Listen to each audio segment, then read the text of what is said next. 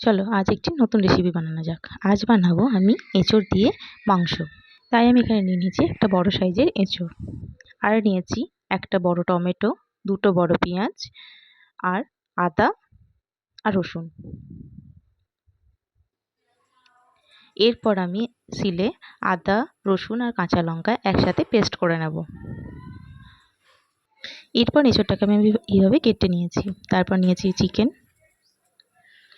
আদা রসুন কাঁচা লঙ্কার পেস্ট, পেঁয়াজ বাটা, টমেটো বাটা আর দুটো বড় সাইজের আলুকে এভাবে কেটে নিয়েছি।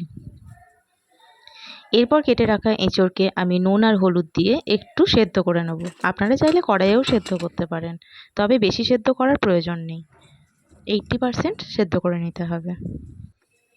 এরপর একটা কড়াই চাপিয়ে দিয়েছি।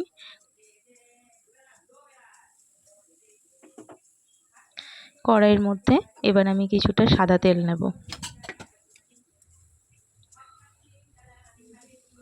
আপনারা চাইলে সর্ষের তেলেও করতে পারেন। এরপর কেটে রাখা আলুগুলোকে নুন আর হলুদ মাখিয়ে আমি ভালোভাবে ভেজে নেব। তার জন্য আলুগুলোতে আমি নুন আর হলুদ মাখিয়ে নিচ্ছি।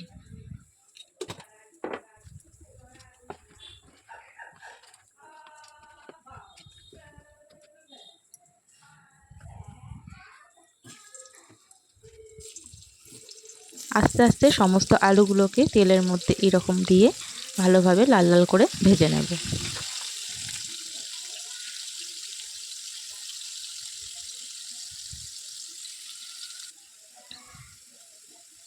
একদিকটা ভালোভাবে ভাজা ভাজা হয়ে গেলে আর একদিকটা ভালোভাবে উল্টে নিয়ে এইভাবে লাল লাল করে আরেকটু ভালোভাবে ভেজে নেব। এবার আলুগুলো ভাজা হয়ে গেছে, আমি একটি পাত্রে আলুগুলোকে তুলে নিচ্ছি।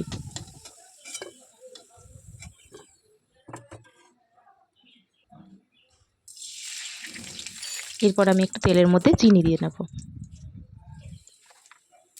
তারপরে দেব কালো জিরে,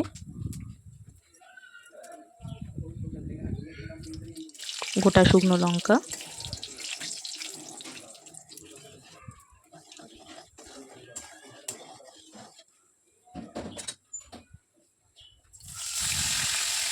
তারপরে দিয়ে দেব পেঁয়াজ বাটা।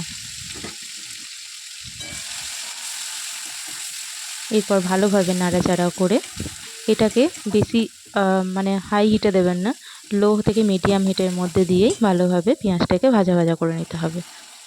এরপর একটু ভিনিগার, একটু সয়া সস দিয়ে আরেকটু ভালোভাবে নাড়াচাড়া করে নিতে হবে। তারপরে দেব লবণ, স্বাদ মতো লবণ দেবেন।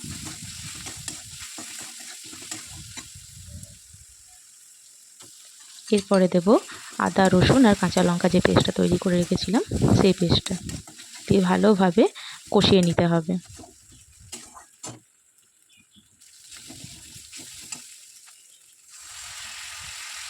এরপরে দেব টমেটো পেস্ট।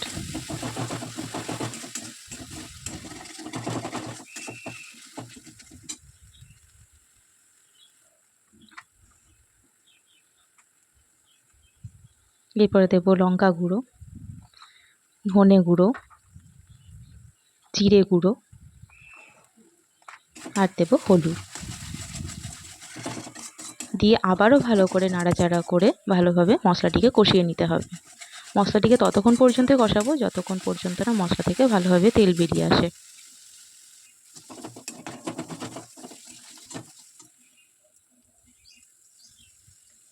এরপর দিয়ে দেব টমেটো সস।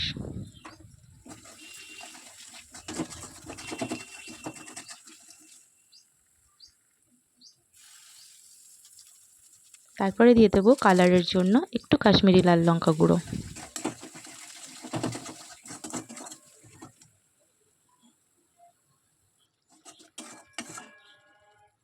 মশলাটি প্রায় কষানো হয়ে গেছে। এরপর আমি একটু ঢাকা চাপা দিয়ে রান্না করে নেব। কিছুক্ষণ পর এসে ঢাকা খুলে আবার ভালোভাবে নাড়াচাড়া করে নেব। এরপরে দিয়ে দেব কেটে রাখা চিকেন।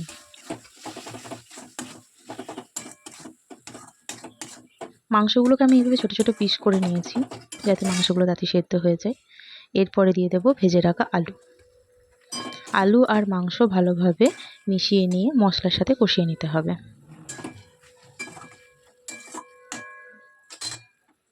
আবারও একটু ঢাকা দিয়ে কিছুক্ষণের জন্য রান্না করে নেব। কিছুক্ষণ পর ফিরে এসে আবার মশলাটিকে ভালোভাবে নাড়াচাড়া করে নেব। এইভাবে ঢাকা চাপা দিয়ে রান্না করলে মশলাটি খুব সুন্দর কষানো হয়।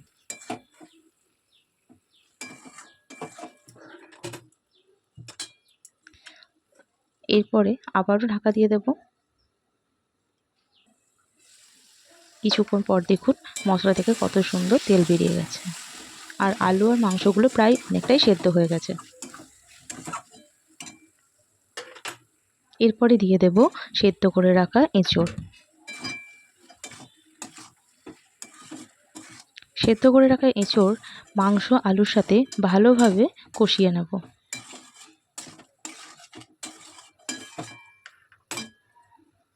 এরপরে দিয়ে দেব মশলা ধুয়ে রাখা জল। আমি একটু একটু করে জল দিয়ে রান্না করছি।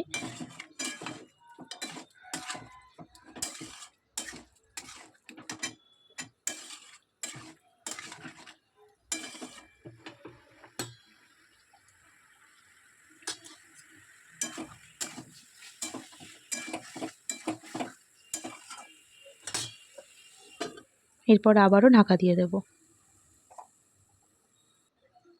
কিছুক্ষণ পর ঢাকা খুলে ভালোভাবে নাড়াচাড়া করে নেব সমস্ত মশলার সাথে।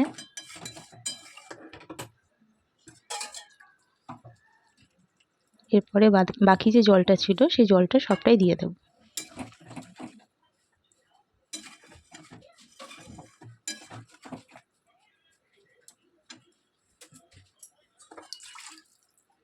আর একটু জল দেব, যাতে সমস্ত মশলাগুলোর সাথে আলু, এঁচোড় আর চিকেন ভালোভাবে সেদ্ধ হয়ে যায়। আবারও কিছুক্ষণের জন্য ঢাকা দিয়ে দেব। কিছুক্ষণ পর ঢাকা খুলে দেখবেন রান্নাটি অনেকটাই কমপ্লিট, ভালোভাবে ফুটে গেছে। এরপর আমি দিয়ে দেব একটু গরম মশলা গুঁড়ো, তারপরে দেব সামান্য পরিমাণ ঘি। এবার সমস্ত রান্নার সাথে এই ঘি আর গরম মশলা ভালোভাবে মিশিয়ে নিতে হবে। ব্যাস, তাহলেই হয়ে গেল আমাদের এঁচোড় দিয়ে মাংস। আপনারা অবশ্যই বাড়িতে একবার এই রান্নাটি ট্রাই করবেন। গরম গরম ভাত বা রুটির সাথে সত্যি খুব সুন্দর লাগে, খুব সুস্বাদু আর দারুণ। তো চলুন ভালোভাবে সার্ভ করে নেওয়া যাক। ধন্যবাদ।